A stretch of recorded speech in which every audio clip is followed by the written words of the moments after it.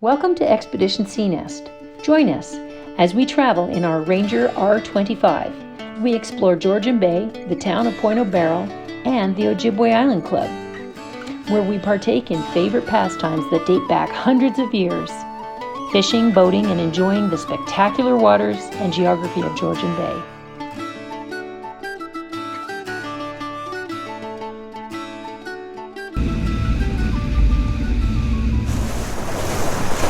We're heading into Pointe today. We will be tying up at the town dock and provisioning a little bit and checking out the sights of the town. I've never been there, so I'm really looking forward to it.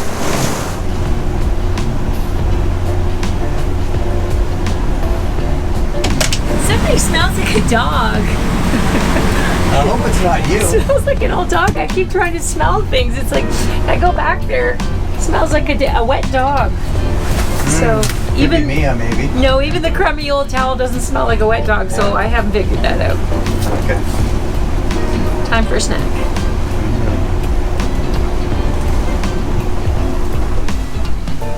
So have you made a list of all the things we need in Pointe Nope. You're nodding yes, but no. Whoa. The town of Pointe has a garbage depot where you can deposit your garbage and recycling for free. It also has a hardware and grocery store for provisions, and most importantly, it has a liquor store within walking distance of the town docks. It's a pretty awesome little village.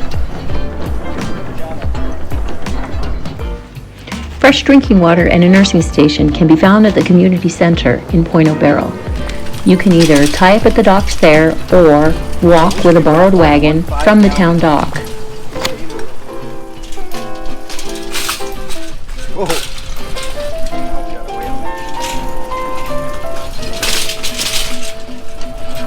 See if this one will fit in there. It might go in there too, you know. And we don't have to put this back on the roof. Oh, you're going to need the funnel again? Well, maybe. Let's just see. Oh, there's the barrel! Finally! So, there's the barrel! We've been looking for the barrel. So I read up on it, and this barrel was actually erected in 1991 in front of the lighthouse that was built in 1889 to provide safe passage in and out of Pointe The original barrel is said to have been erected by some voyageurs who emptied the whiskey out of the barrel, erected it at the mouth of the harbor, and later put a lantern in it. And the custom was that whichever fisherman arrived at the harbor first at the end of the fishing day would light the lantern for the fishermen that were coming later in the day. We traveled from Pointe to a lovely little anchorage where we were able to do some fishing in the afternoon. Michael had some great luck catching some bass, and we even caught enough to share with some fellow Ranger Tug owners that we met at the anchorage.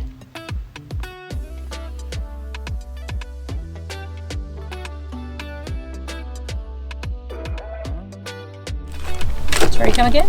See, that didn't take long for us to catch dinner. That was all, 15 minutes, and we got 2 nice fish. Yeah. One for you and one for me. Yeah. And probably maybe even something to put on our salad or something for the next day. Yeah, it'd be great. Yeah. We'll put in the wrap. I'm just going to release anything else. There's still some nervous water. Oh yeah. Oh, that's a good idea. There's nervous water up there. Do you think there's carpet up there now? I think the carpet that we're seeing and moving in here. I don't think that typically the bass don't. I don't know, on a day like this. I'm not going to get it out. It's buried down in there.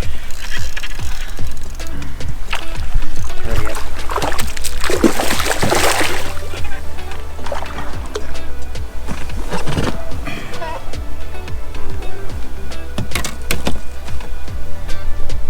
There we go.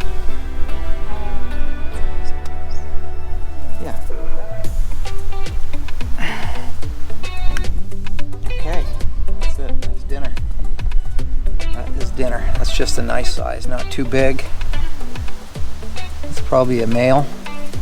And then we do. Well, it's just that size. It could be a female. Could be a female, but it's a good chance it's a male. Because yeah, there's no markings on it. We'll see when we get it back.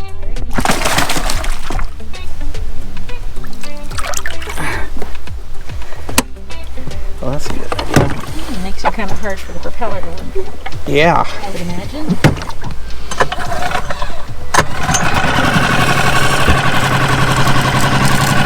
Yeah, it's not as if we were driving in it. We were just leaving it there and it just got caught up in it all. Okay, you ready to go? Yep. Alright, let's head over to Gary and Susie. Yes. They're from Colorado, but they have a place also in Punta Gorda. Yeah, nice folks. We're going to bring them some fish for dinner. Georgian Bay is really well known for its dangerous rocky shoals and treacherous waters. And the channels that we boated through are just peppered with markers to alert boaters, but there is absolutely no way that every submerged rock is marked. So you still have to be really, really careful when you are boating in this area. It's really starting to blow in here, and we are exposed, and it's not going to be enjoyable. Tonight will not be enjoyable. I think we're best just to move, and we'll see what we can find. It's just that we have some tight markers to go through from here, and we're just kind of worried about about getting through them with the winds blowing really hard. But I don't think it's going to be too bad. Worst case scenario, we'll just come back here. But I think if we want to find something that's going to be a little more comfortable for tonight, we should move now.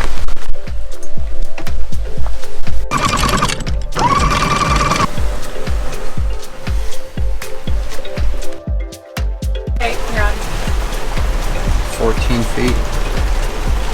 So far so good. 13 feet.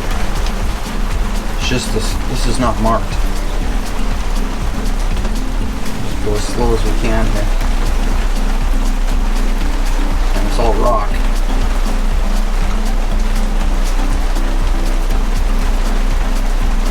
Feet, 11 feet. All you can do is look at the shore and see if that gives you some kind of clue at what's happening. Does it drop off quick? Does it 10 feet?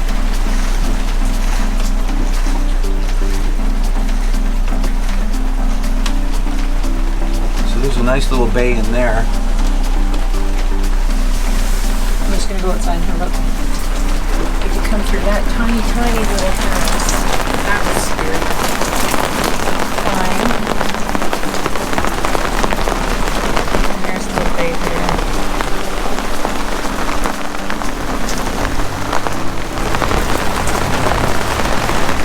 So the wind's blowing this direction, so I would really like this 9 feet of water right here.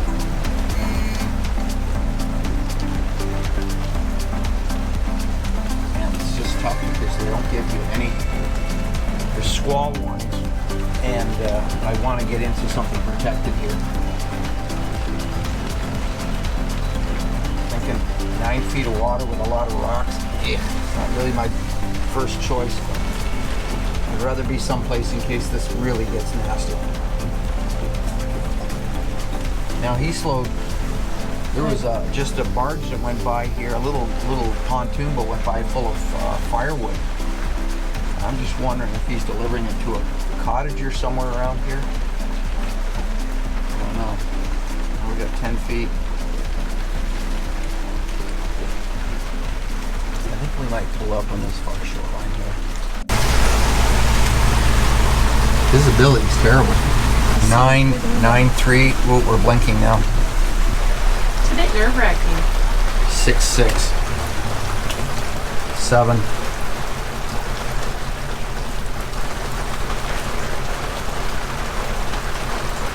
7 feet.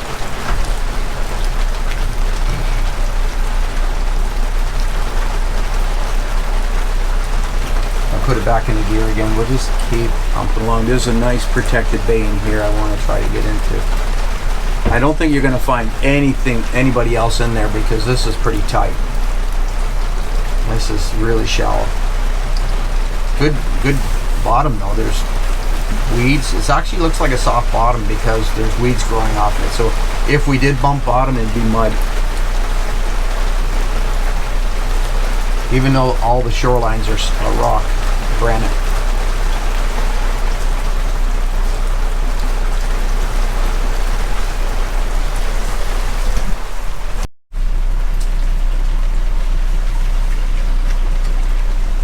You see, we're blinking now at 6.7 feet.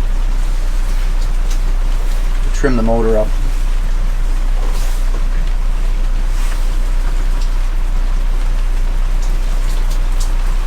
Going as slow as we can go.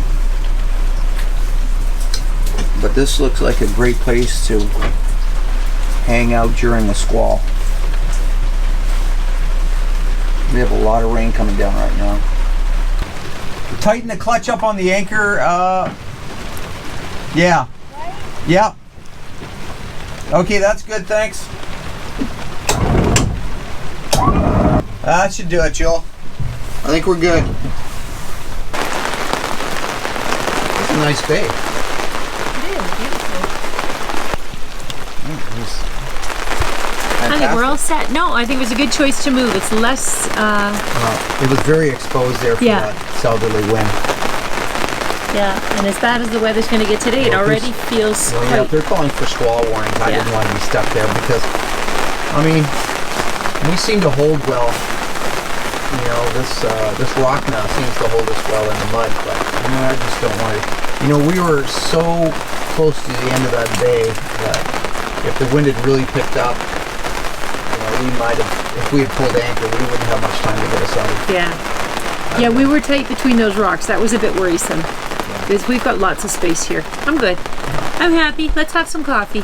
Okay.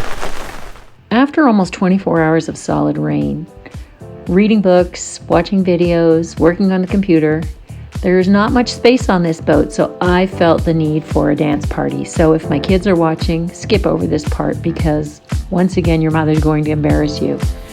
But I felt like it was just what the doctor ordered.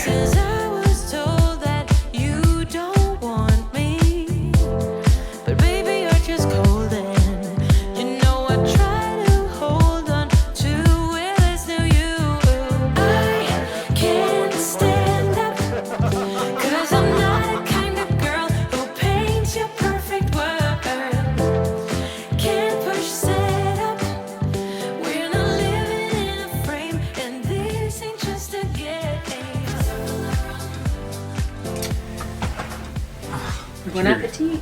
Cheers, sweet. Oh, cheers. You got a suction cup on the end of her glass. There you go. That's how you do it. Cheers. These toadfish glasses are fantastic. They don't fall over, but when you want to just lift them up. Yeah. I haven't quite I'm worried figured out that how you're to gonna do that. it's gonna break loose and you're gonna swing up and hit yourself in the mouth and break a tooth off. It could happen. So we have fresh bass. Some. What else have we got here? Coleslaw with snow peas from the garden and fresh asparagus sauteed with olive oil and lemon and a bit of butter. Yeah, looks good. I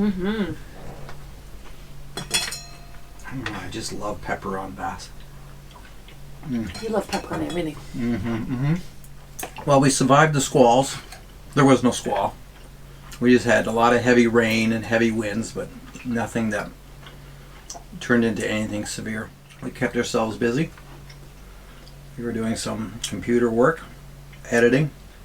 What's the first day on board that we haven't gone for a swim or done things outside? I mean, we changed our anchorage, but besides that, we really haven't been outside a whole lot, except for my my dance party to just stretch my body and do some exercises. My 80s dance party, my Olivia Newton-John dance party. That was entertaining. Well, that was the part of the purpose of it, was to entertain you. But this is actually the first day we had to run the generator.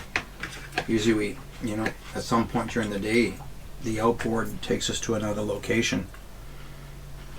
Yeah, and we've been traveling almost every day, haven't we? Here's to the good life.